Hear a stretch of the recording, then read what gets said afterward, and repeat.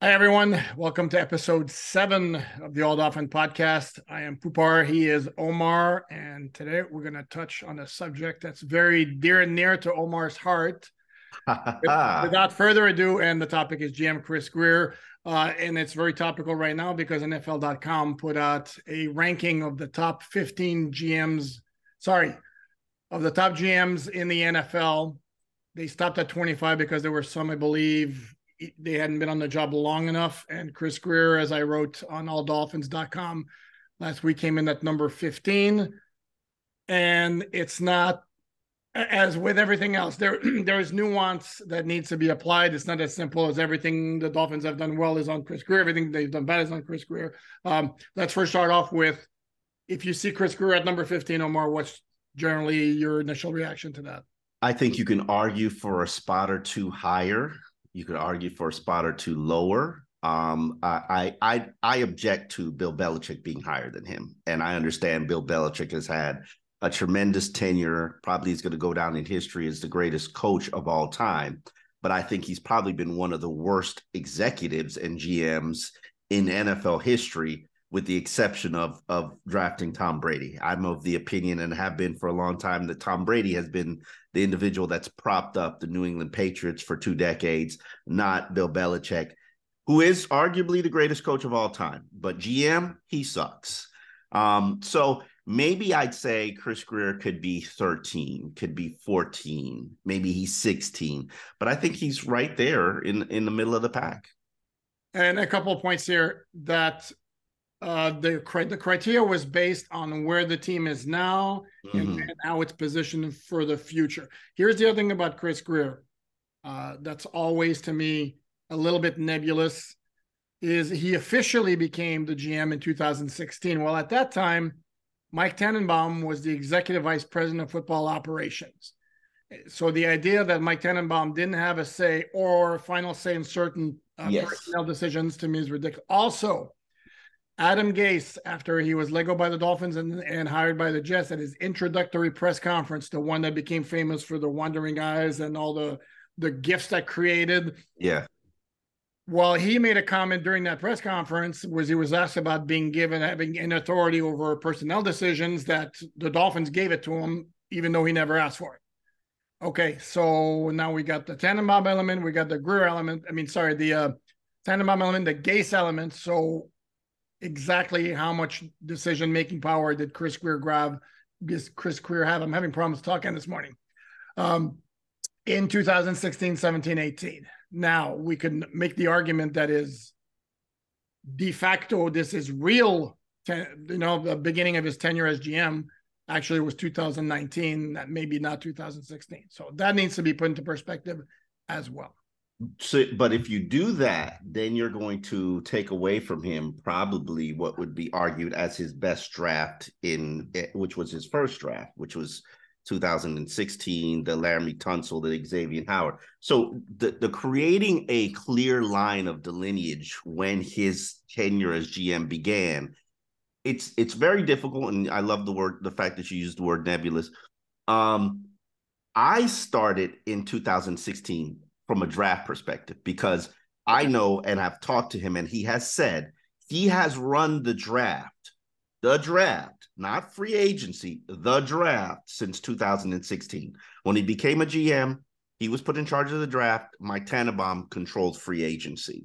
So when we're talking about young talent added, we're talking about 2016, 2017, 2018, and then in full power began in 2019 with the Christian Wilkins draft, the draft that was really the beginning of the Brian Flores era. No, completely fair. And here's the other thing that everybody has to understand is a lot of the decisions that are made, everybody's on board, and they come because everybody agrees. Well, okay, I don't know if everybody's on board, but there's consensus. Correct. But there are a lot of decisions where, I'm going to stick to everybody's on board.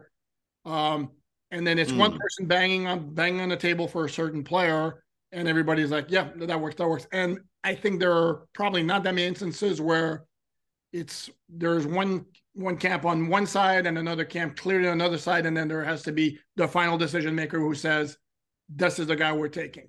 Are you sure? Yeah, Are you no, sure? I think Because it's way more of A, which is everybody's on board, than B, which is there's a strong disagreement and then somebody has a final say.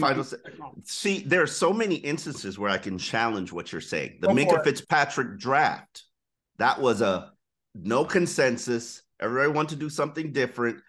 Chris Grier said, we're going to stick to our plan, our initial plan, and we're going to select Minkah Fitzpatrick at 11 as opposed to trade down. That created a big beef and a big stir within the organization on draft day when some team, I can't remember the team, or maybe I never knew the team, offered them a trade down into the 20s, and they considered it seriously. Ross threw out the, hey, maybe we should take Lamar Jackson. All right. And then Gase poo-pooed that idea. And then time was running, and Chris Grier said, these drafts are on me.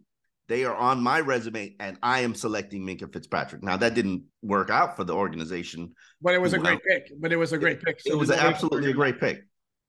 That's one. I could give you another one. The drafting of Tua Tagovailoa. Okay.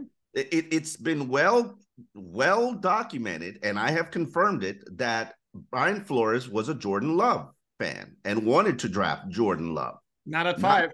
Not at 5. He wasn't. Not at 5. Not at 5. But yeah, and was not a Tua Tagovailoa fan. So that wasn't a consensus. But Grier wanted Tua. Okay, but hold on. Consensus means way more. That means the vast majority in the organization is on one side. I didn't say unanimous. Unanimous is everybody's on board. Okay, that's the difference. Because I think. But you're giving the impression that, I think guys were, I think it's rarely, I don't know if it's really a consensus. And I think that's what I love about draft discussions and conversations. And I'm sure they do the same thing in free agency. One guy will see something different. Darnell Washington, I see something different than just about everybody else in the country. Sam Laporta, I see something different. Now, we could have a healthy discussion and debate about it, but when it comes time to make that selection, I guess we all got to be on board with what we do as an organization, but there's one man who's going to lead and make that decision. And I think how you stack the board, which is what the organization should be doing now, that has to be a consensus. But when we make the decision, it's one man. Yeah, but ultimately, and on draft night or draft weekend, whatever you want to call it, is they'll have their board, and unless there's a trade offer that comes up, okay, that's our guy on our board. Everybody had agreed to that, and the work has been done. And then during that 10 minutes, whatever it is now, 10, 7, 5, the discussion is like, okay, can we get somebody to give us something, an offer we can't refuse or something? But that board's already set up. You're correct. The board is already set up. So Tua had to be higher than Jordan Love. Now, does that mean that there was a consensus on Tua? I don't know. I think maybe somebody just didn't want to fight an uphill battle. Well, Stephen Ross wanted Tua. Chris Grier wanted Tua, and again, Mike Garfinkel wanted Tua. Tom Garfinkel. Here's the thing about Chris Grier, though, in the Tua pick, and I don't know, we were kind of like drifting into a side conversation here because that's what we do. Is that there are two things: is Grier is tight with Nick Saban, hence the Dolphins picking a lot of Alabama players, and again, you should pick Alabama players because they're always the best college team in the country. Very polished. Number two, Chris Grier is a Bill Parcells disciple. Yes, he is. Bill Parcells has a list of criteria for drafting a quarterback, and Tua did not meet that criteria, that list. It's like 30 college starts, 23 college wins. Are they ever going to meet that list anymore in this day and age of football? I don't know if they did all 5, but, and I'm going to throw out the name, I believe Justin Herbert had met that most if not all of those criteria. He did. So the Bill Parcells would have picked Justin Herbert, not Tua. Yes, and so would Mike Tannenbaum. But yes. Oh, correct. He's been pretty adamant about that. Anyway, so we digress. No, and I look at the draft. The 2018 draft also to me was pretty good because of Minkah. Mike Gesicki, who we all know Jerome Baker. things about him, Jerome Baker, Durham Smythe. Yep. Durham Smythe, and Jason Sanders, Jason Sanders. in the Okay. seventh Right. round. So that's a very, very good draft. Oh, and another point I want to make when talking about drafts, nobody hits on every pick. You look at like the greatest draft of all time generally is recognized as the 74 Steelers because they wound up drafting like 4 Hall of Famers. But getting 4 studs out of one draft, that's a hell of a draft. I've always been taught that if you have 3 starters, and I'm not talking 3 starters rookie season, I'm talking 3 starters 5 years in, that's a very good draft, no matter how you're picking. And it doesn't matter what happens to the rest of the class. 3 starters, and you've got a good draft. My contention and issue with Chris Grier, and I don't have a problem with him. I'm curious where you would slot him in the 32 GMs, because you asked me, but you never answered. Oh, but I actually wrote it. Because here's the thing.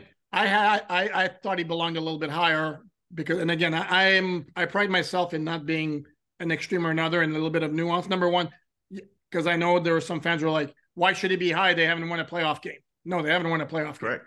Okay. They've also had 3 consecutive winning seasons, which is something they hadn't done in 20 years. And they're positioned this year to make a deep run if things go right. So obviously, he's done some things right.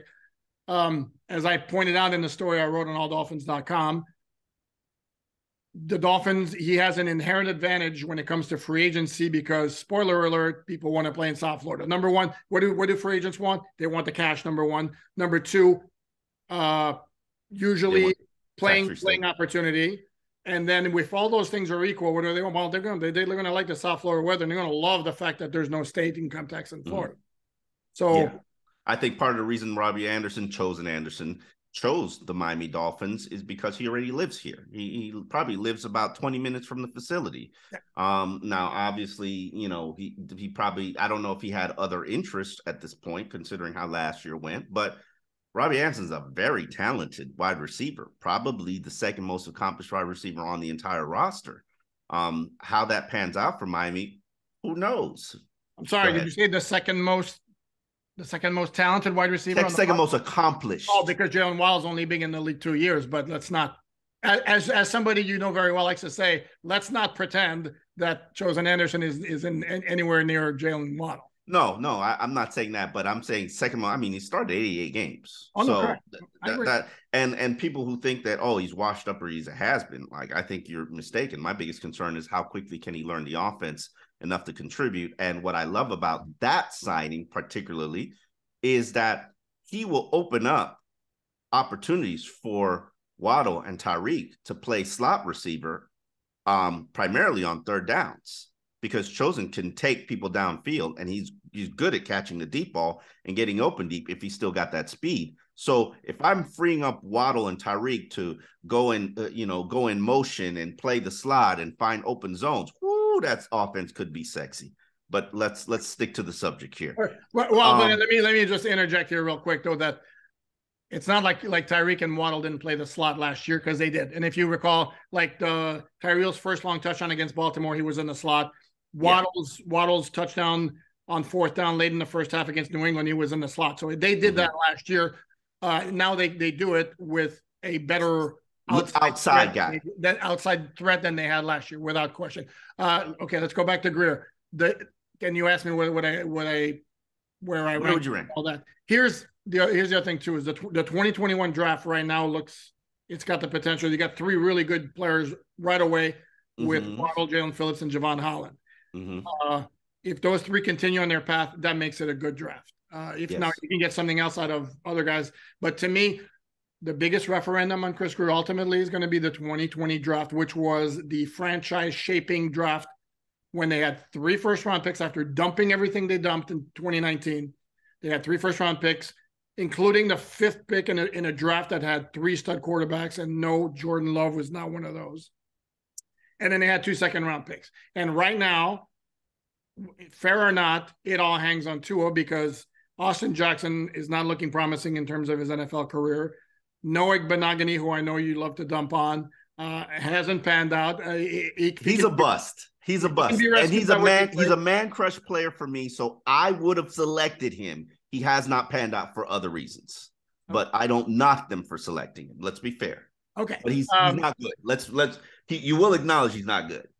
Oh no, he hasn't. No, correct. He hasn't been good. Okay. So maybe he can be salvaged in the new defense. Maybe they move him to safety. I don't know. But right now he has the worst ball awareness I've ever seen in my career, in my entire life. He will be there in position to make a play, but it will never make a play.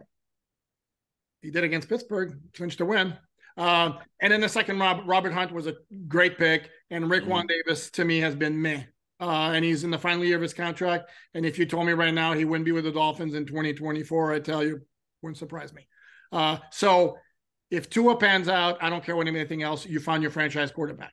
If Tua goes down the path again of injury issues and all that, and fair or not, the fact that the guy that got picked right behind him is a complete stud, and you're shaking your head. Okay. I didn't shake my head. I just grimaced. I just grimaced a little bit. Well, he hasn't tell me what he's accomplished more than Tua. Nothing. He's made the Pro Bowl twice. He's already got the most touchdown passes of any quarterback in his first 3 seasons. He hasn't missed a game despite breaking ribs last year. And in the final analysis, please be honest. How many NFL GMs, remove the 2 teams involved, how many of the other 30 NFL GMs right now, if you give them would have picked Tua over Herbert? How many? 0.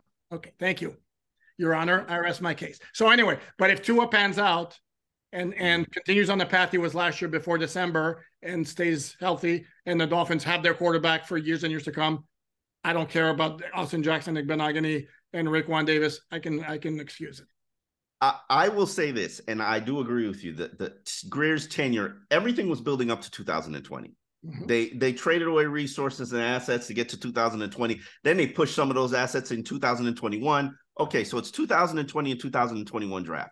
Those drafts are what you build your organization on. But let's not forget 2019 when he started.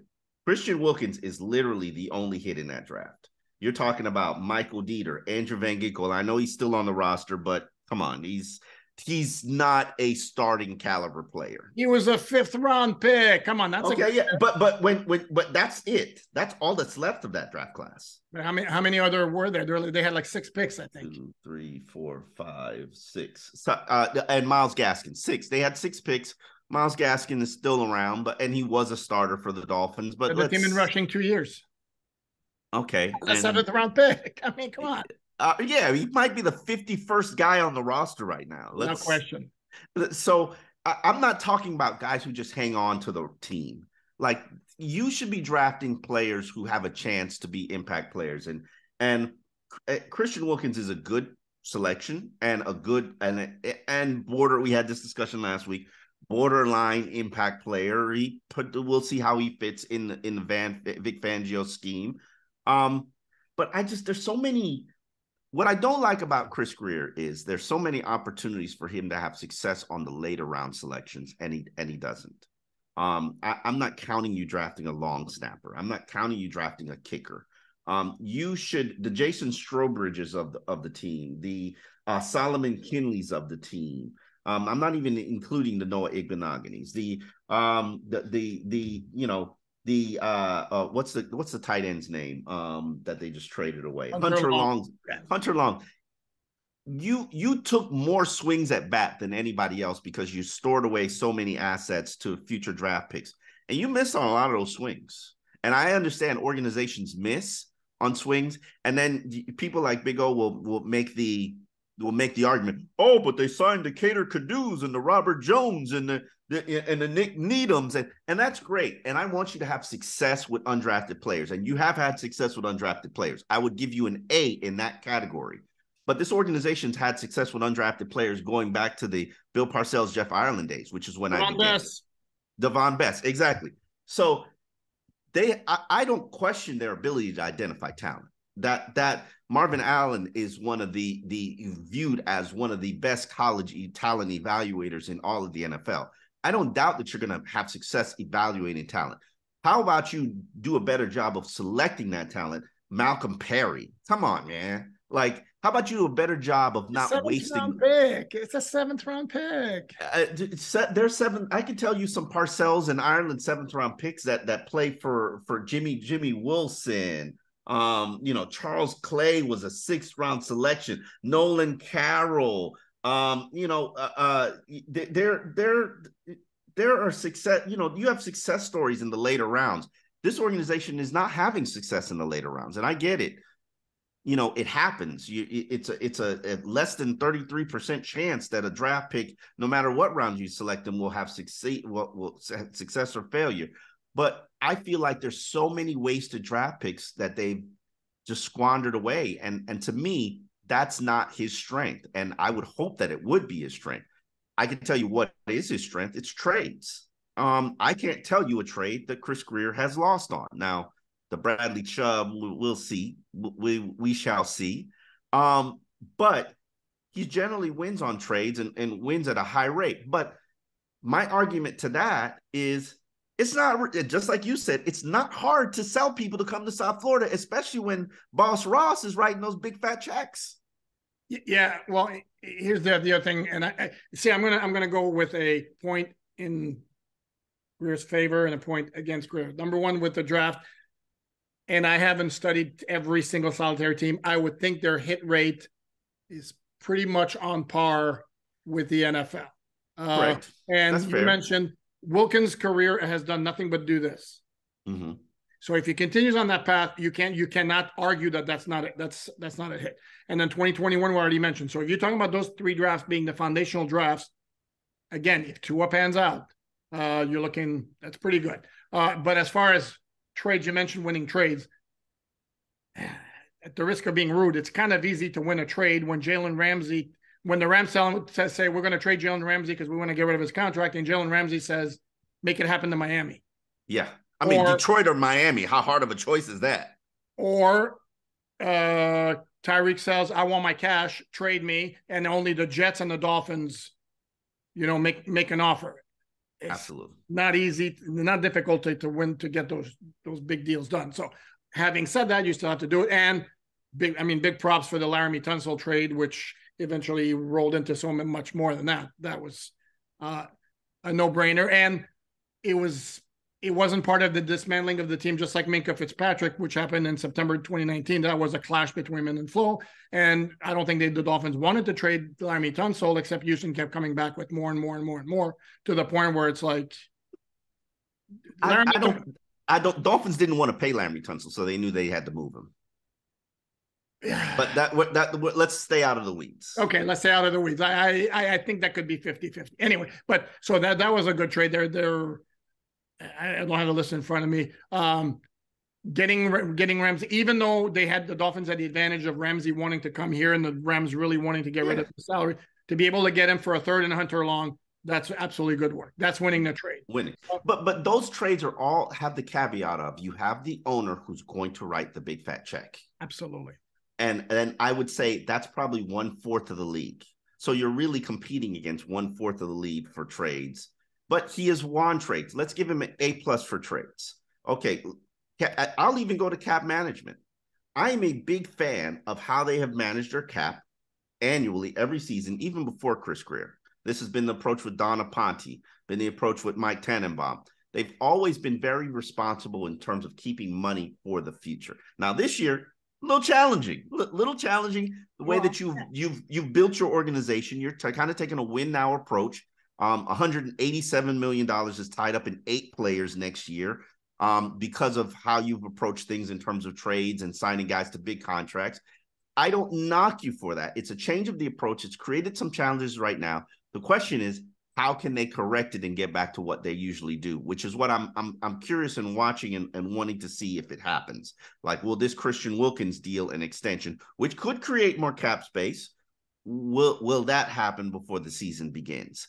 And at what rate you pay them. I think they do a very good job of managing the cap. Now, question is, how well can you get out of this crisis point? And I will acknowledge that this is a crisis point you're at right now, just because how you're doing business. Well, but here's the thing: is they basically decided we're going to go for it, and we're going to go maybe like a 2-year window, 23 and 24. It needs to happen. And also And understand, we talk about an owner who's very willing to do this. Owner's willing to do it. He's also 83 years old.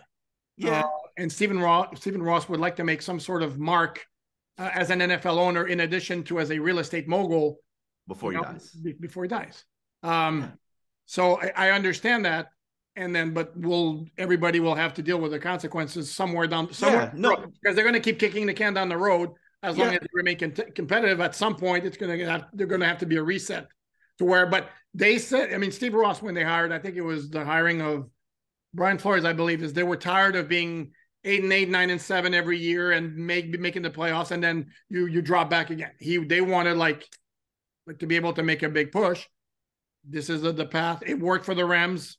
I think the Rams fans don't mind right now that they're having to dump players. If you take them back 2 years ago, they won the Super Bowl. Yeah. Hey, if in 2 years you win the Super Bowl, eventually we're gonna have to reset, and it just takes 1 year to reset. New Orleans, I annually joke that they buy players on Who Dat coins for the future, buying them on credit cards, and look at their roster right now. They reset in one season. They're completely in a financial healthy situation even after signing Derek Carr. So it can be done. It takes a little bit of sacrifice, but you know what would help you not make that sacrifice? If you hit on your draft picks, if you hit on your later round selections. And right now, I feel like the organization is at a point where, just like we say, F them picks. I mean, Chris Grier is really taking an F them picks approach because he's not really good at drafting. Is that why he's doing it, or is it because they want to win now? And this is where I kind of advocated more than you the idea of trading down in this draft, since they only have, hold on, don't contradict yourself. You just said what they need to do is to be hitting on their draft picks. Well, to me, they need to be hitting on their draft picks and on more than just, because right now they have a 2, a 3, a 6, and a 7. You can't count on the 6 and 7. Absolutely not. I'd prefer maybe 3 3s or something. If we're going to discuss this again, I understand and make sure people understand my point. 51 gives you a top 50 players. You take out these quarterbacks that'll be selected higher than they should have been, the Richardson and Levitz.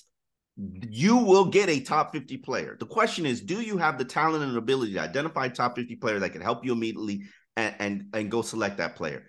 If you want to trade down, no problem. It's just make sure that somebody you've identified as somebody who you can help you right now, because that's what we're looking for, is not there, and then you trade down for roster filler. I don't want roster filler. I want a guy who can help right now, a guy who can come in and he can play 5. If you're telling me that you're going to draft somebody, your first selection is going to be a guy who's not going to be able to give you 500 snaps. He's going to be a Channing Tindall. Oh, you screwed up. Or Uzakama, you screwed up. And I want to raise the probability of you selecting somebody who can help you for 500 snaps.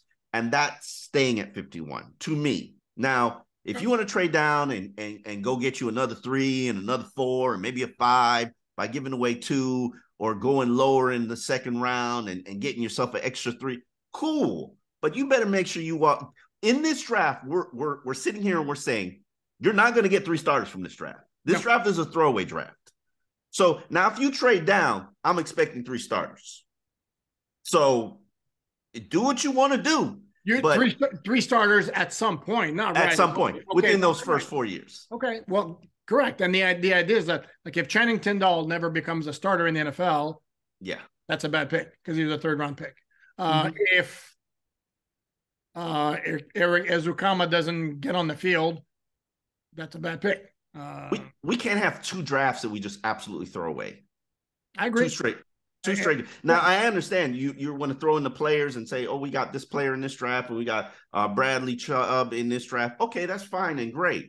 But now your roster is way more expensive than it needs to be, and you have no young talent to replenish it. Now, what I do like about this draft is when this draft is over, they will be first in line for a ton of undrafted free agents. And I think that they usually have a good chance of turning 3 of them into legitimate NFL players. So I like that aspect of it. And we know Ross will write the checks and guarantee the contracts because he don't care about guaranteeing $90,000 or $180,000. Ross is like, hey, the pocket change.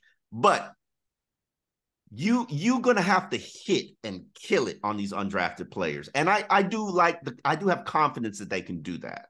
I agree. One quick point I want to make though on salary cap management. Again, the Dolphins have somebody in their front office whose kind of sole responsibility is a salary cap. That's Brandon Shore. I know it falls under the umbrella of GM, but just so we're clear on this, Brandon Shore is the salary cap guy. Yeah, but it all comes under Chris Grier, and that's the thing. I had a conversation with him, and this was one of those conversations that really opened my eyes. He's very aware these things fall under my umbrella. Like, there's nothing that escapes me in terms of my responsibility. So I don't push off the 2016 draft because I was there and I was in charge of the draft room. So that he doesn't push off the 2017 draft either. Charles Harris, which was clearly, exactly. Raekwon McMillan, Cordrea Tankersley, Isaac Asiata.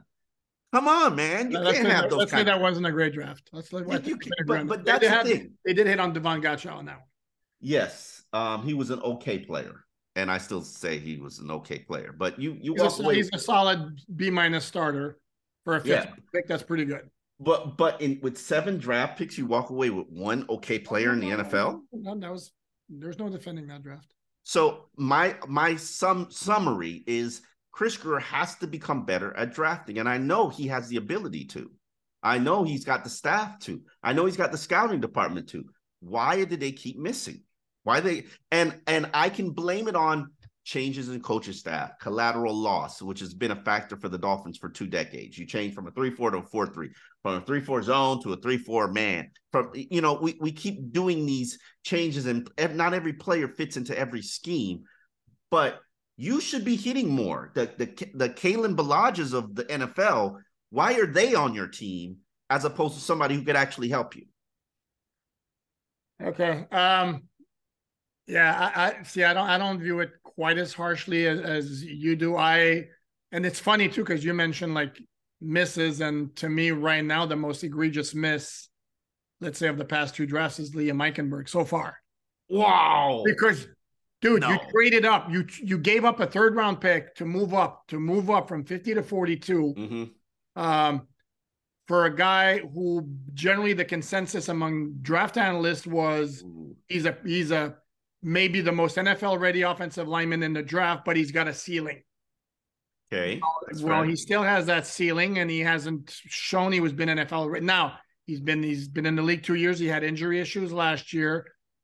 Can he pan? It's too early. It's way too early to close the book. Not even as bad as Austin Jackson. Come on, you're throwing Liam Eichenberg under the bus. I actually like Liam Eichenberg. I think he still has upside. Austin Jackson's what the hell were you watching last year? The dude had a rough time. Sorry. And when he was when he put him at tackle, like as a rookie, out of his element. I'm not closing the door on the guy. I'm not saying, but right now that's looking like he's had a rougher tenure. Austin Jackson or Liam Eichenberg? Yes. Like Austin, who played worse at left guard? Austin Jackson or Liam Eichenberg? I would argue to you, Austin Jackson played much worse at left guard than Liam Eichenberg did. Jackson played a lot better at left guard than he did at left tackle. And then last year, we don't know because he got hurt. I don't know.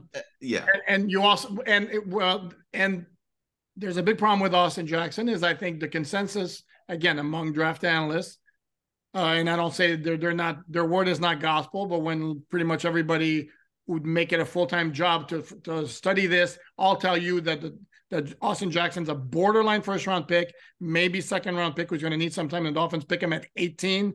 That's a reach. That's a massive. It was a reach. So was Juwan James, and Juwan James panned out and played pretty well for you. So not 19th overall, pretty well. Sorry.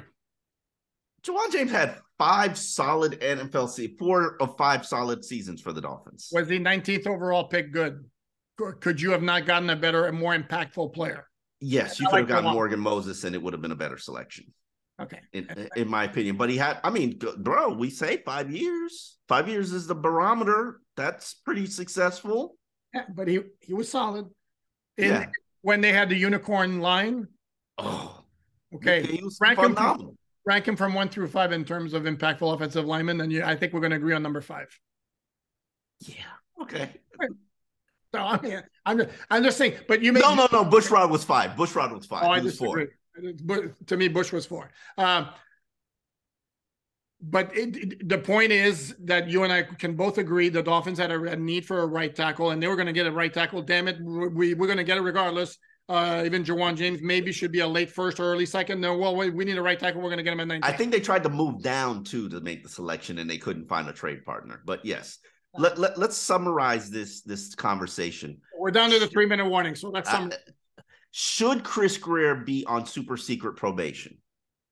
Like right now, you're at a point where you're either going to extend him or you're going to put him on the hot seat. Which one are you doing? Fair or not, yes. And to me, again, fair or not, sorry, but you made the decision to draft Tua with the 5th overall pick, knowing he had the injury concerns, the injury cloud over his head, a very dark cloud producing some precipitation early in his career in the NFL. Hey, man, that new helmet's going to fix Tua. 7% apparently is the degree to which it's supposed to help. But if that thing turns into a full-blown thunderstorm in 2023 and there's more injury issues with Tua and he misses a significant number of games to the point where it affects the team standing, then I think, if Tua has a season like he had last season where he probably misses 5 or 6 games and it impacts your success rate, he's probably got to be shown the door. But except there's a lot of him. He's been around for 20 years. There's a lot of loyalty there. Yes, there is. I think a lot of loyalty from the standpoint of, and I hate to say this because people are going to take it the wrong way, but Steve Ross wanted to give an African-American an opportunity, just like he wanted to give a woman an opportunity with Dawn Aponte, and he's sticking to it and giving them a fair and legitimate opportunity. The question that Dolphin fans ask and need answered is, as Chris Grier because Chris Grier overstayed his welcome. And I don't have a problem with him, with the exception of I think he's not very good at drafting. And as long as you have that issue and you think you can fix it with free agency and big money spending and undrafted players, I think that's an unhealthy approach. Now, the question is, will I be willing and ready to start all over again? I don't know, but that's pretty much what's kept Steve Ross going with him. Yeah, and the other caveat in what I say as I play it in my mind also is, if there was a mandate from above that you draft Tua in the first round, no matter what, that may change things. Okay. But if it was Chris Grier who made the push, then it's on him if things go south with Tua. Again, if and we're less than a minute, we're going to have to wrap this up. My final word is, if Tua continues the progression he showed last year through November and can play in the playoffs and there's a playoff win or whatever, then Chris Grier is completely solid. He's safe. Extension. There you go. He is Omar. I am Poupart. That was episode 7 of All Dolphin Podcasts. Until we meet again.